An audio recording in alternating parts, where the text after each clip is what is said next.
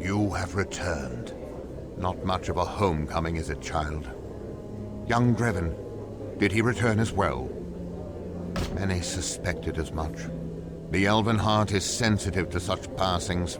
He will be well mourned. This game of alliances is hellish to play. A single misstep can bring such terrible atrocities. Times have changed, my child. You have been away too long to see it, but our role in this war has weakened. At one time, Voldis sought our counsel. He has gone too far now. The power of the sword has consumed him, mind and soul. The tie is severed. Never will the elves bow to the whims of a madman. Voldis does not listen to reason now. He demanded the relic we have held within our shrine for generations. Even had he spoken courteously as he did once, I would not have given it to him. Still, it did not matter, as the princess had come and taken it already. Indeed, my child, you missed her by a few days. There was a precious relic, more dear than all the gold in Voldis's temples. Now that it is gone, I can tell you that the relic was the Aegis of Death. So, you have heard of this artifact. The Aegis are objects of great power. The princess pleaded with us to release the one we held, so that she could bring it to the safety of Snowbrook Haven and its full garrison. There, the heart of the Resistance wages war against Voldis's forces. With the Aegis, they may have the strength they need to crush his foul army. I could not refuse her. There is more at stake in this war than the safety of one small town. The princess and her royal guards carried the Aegis away in a caravan 3 days ago. It is safe for now. Its whereabouts are shrouded in a haze not even Amrin is able to pierce. And while Voldis is traveling to the castle as well, he will not take the same road. Her Highness meant to go by the old ways through the forests. Still, I fear the Aegis will be vulnerable soon. You are no longer driven solely by your own needs, I see. I am proud of you. It seems this place is not the only thing that has changed. Their route was to the south across the bridge. Unfortunately, there's not much left of the bridge now. It has been all we can do just to keep the fires from consuming the town completely. They will not be extinguished by mundane means, I'm afraid. Aye, she lives here still. Finola could perform that duty, were she not already occupied. She has taken it upon herself to travel to the Elenlu Isles. She means to activate the ancient Prism of the Elves and save this town. The Prism of the Elves was created by our ancestors. Isteru himself filled it with his own energy. It is to be used only in times of dire need, for its power will be greatly diminished long after its healing rains have ceased. You have my blessing, then.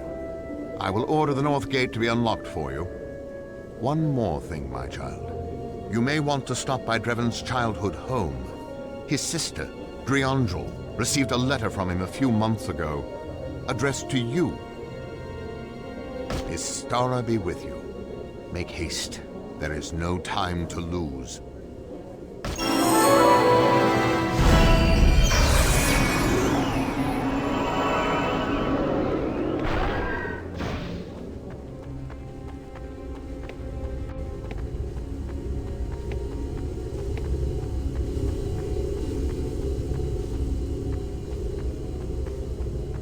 I have seen the glint of the assassin's gift shining through the windows of Merchant Kendrill's home. How much blood will be spilled by our own people before our true course will be revealed?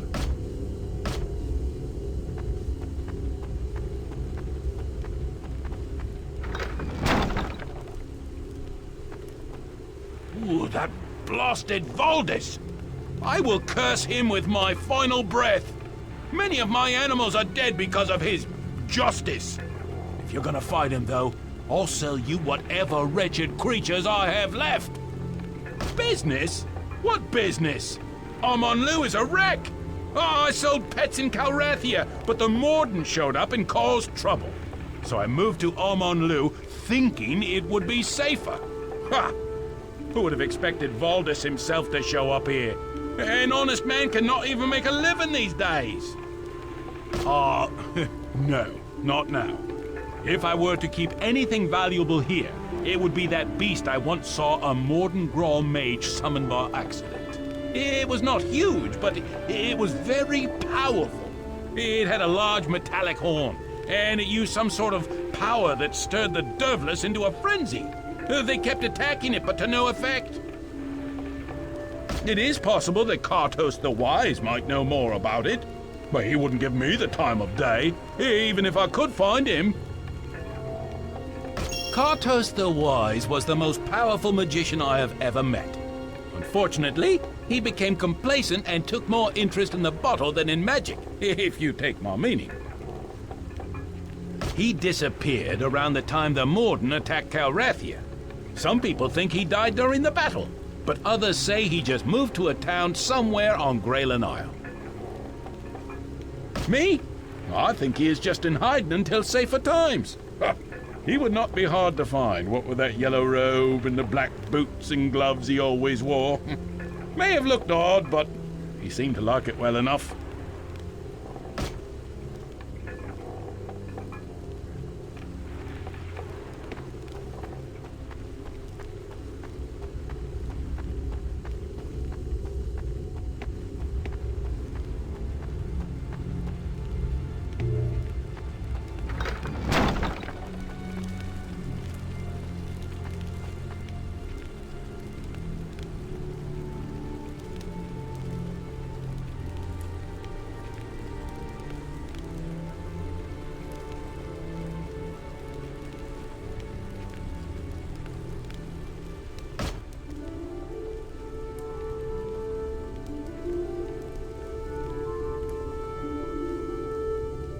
Interesting.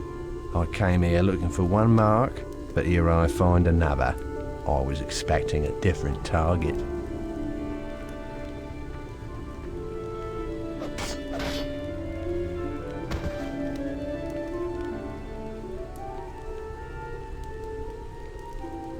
That man nearly killed you. You are very lucky to be alive. I did not know if the rumors were true. Now I have seen with my own eyes. The assassins are at work, even here in Armand Lou, as if we did not have troubles enough. Yes, he appeared from the shadows as if he were one with them. Such shadow-walking thieves have been noticed increasingly in the lands beyond the forest. Calrathia, once the very image of purity outside of Armand Lou, is suspected of harboring the Assassin's Guild. Many of the Ed Hell know of it from travelers, and a few even visit it regularly. The merchant who owns this house left for Calrathia a week ago, in a great hurry. I hope he has not run into trouble with these honorless thieves. That I do not know. Perhaps you have angered someone you should not have. Did he say anything before he attacked you? Really? Very interesting. Merchant Kendrell is not all that well liked. He is a bit underhanded in his dealings, if you know what I mean. Still, that is not reason enough to kill an innocent. Are you sure there was nothing else unusual? What were you doing inside the house? Ah, you have a Leon Tearstone, the Spider Watcher's gift to the one he intends to kill. You should not have picked that up. That assassin's gift forever marks the target as his kill. It doesn't matter that you are not the contracted target.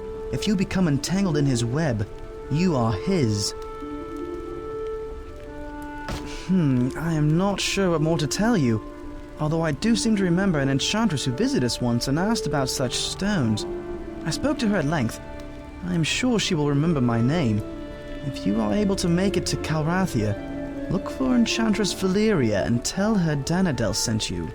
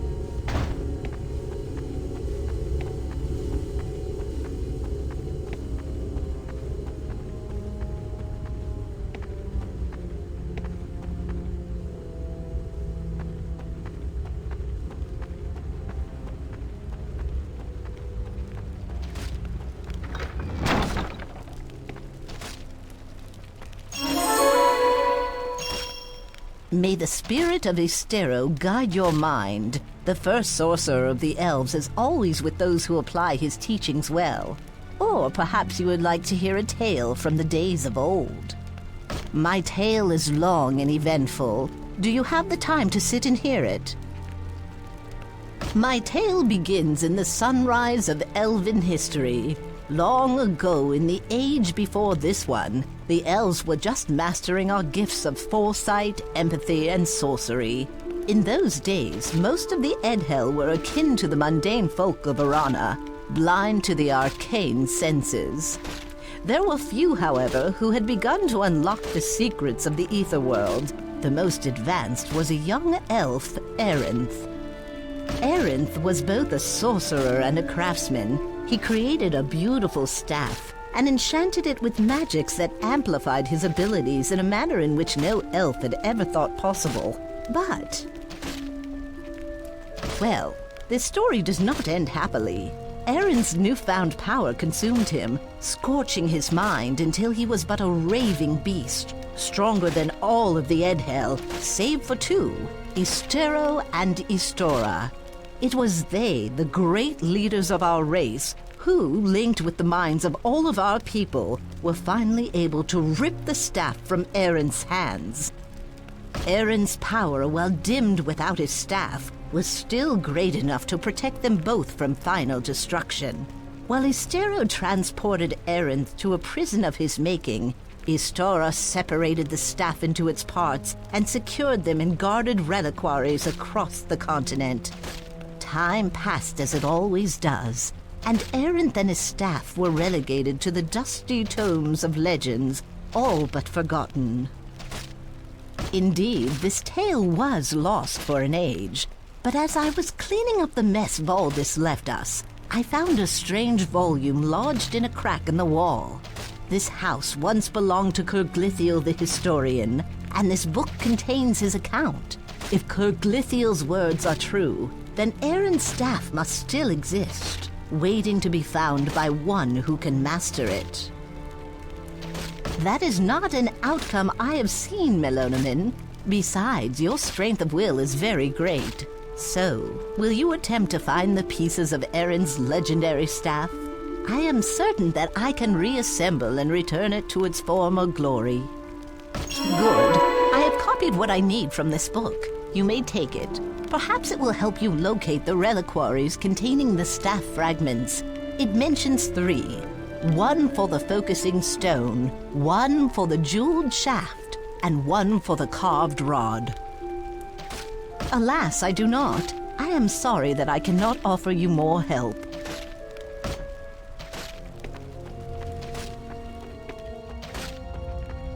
May Ystara be with you in your journeys. If you seek specialized equipment, I have something you may find intriguing. Well, not only am I a great marksman and fine trainer of arranged arts, I have some expertise in alchemy. With a little help from you, I could put my latest theory to a test. Would you be willing to help me gather the ingredients? The story of the reagent known as Viper Claw is so ancient that its origins have been long forgotten. There were once 3 Azurite brothers, each unmatched in their expertise with a bow. The only true challenge they faced was against each other, yet they were all equal in skill. Each brother sought in secret an alchemist to create reagents to improve his skills. Unbeknownst to them, each had approached the same alchemist. Seizing the opportunity, the alchemist created 3 different reagents containing the same magic. He was paid threefold for the same work. Really? I admire his ingenuity. In any case, when the brothers applied the reagents to their bows, they challenged each other to a duel to the death. So great had their rivalry become. Each believed he had the upper hand. They met in the forests around what would one day become Amonlu. And, well, somehow they managed to kill each other. Despite their rivalry, so great were their spirits that when they died, the magic of their reagents dispersed into a burst of power to like objects throughout the area. Some still believe they can all be combined to make the single master reagent known as Viper Claw. All 3 ingredients into one. If any can do this, it is I. Excellent. I need you to collect the following reagents. jagged arrowheads, a griffin feather, and an onyx fragment. Hopefully you will come across these ingredients in the forests around Amon Lu.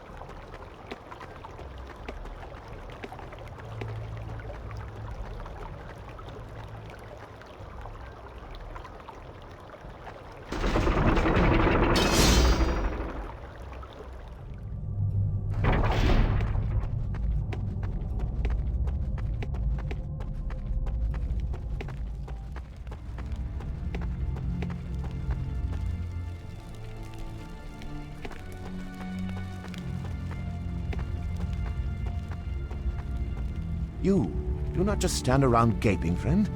There are many still missing. Find a shovel and start looking for survivors.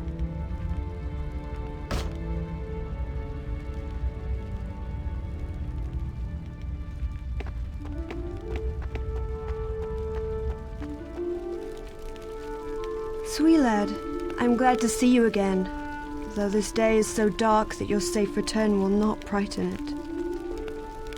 Yes, I wondered why my brother did not return with you. Please tell me, what happened to him? Somehow I knew. My heart has mourned him even before you brought me this final news. My brother was a soldier and sought death in battle. I grieve that he found it.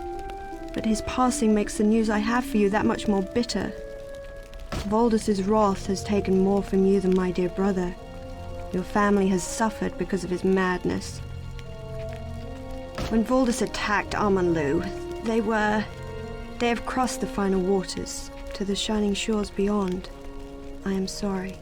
Oh, my dear friend, would that I could ease your suffering. No, please, it is too much. I cannot lose you too. Please. Remember that you have friends here who grieve with you, though we may do so more quietly. Do not make promises that you may not be able to keep, Melonimen.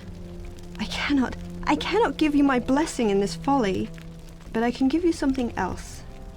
I received a letter from Drevin just before Valdis struck. It is addressed to you. I have not read it, so I do not know. Perhaps he suspected that his time was short. At any rate, here it is.